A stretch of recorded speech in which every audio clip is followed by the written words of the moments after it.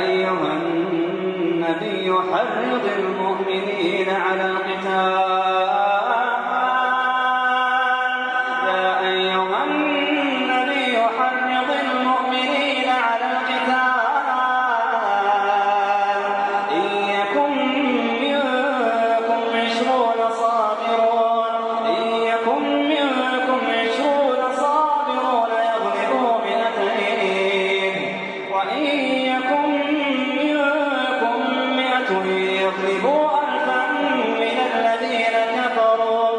الذين كفروا بأنهم قوم لا يفقهون.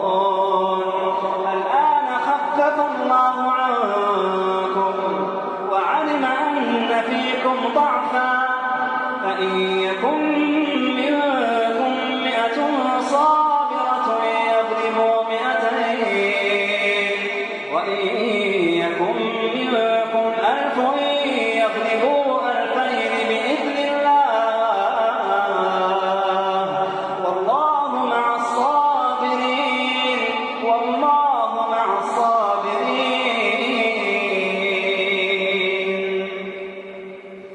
ما كان لنبي أن يكون له أسرى حتى يثخن في الأرض ما كان لنبي أن يكون له أسرى حتى يثخن في الأرض تريدون عرض الدنيا والله يريد الآخرة والله يريد الآخرة والله يريد الآخرة والله عزيز حكيم.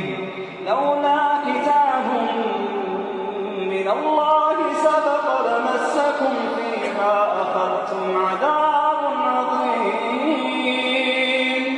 فكلوا مما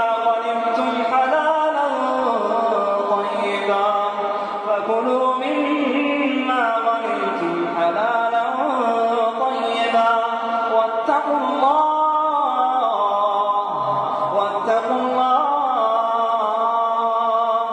إن الله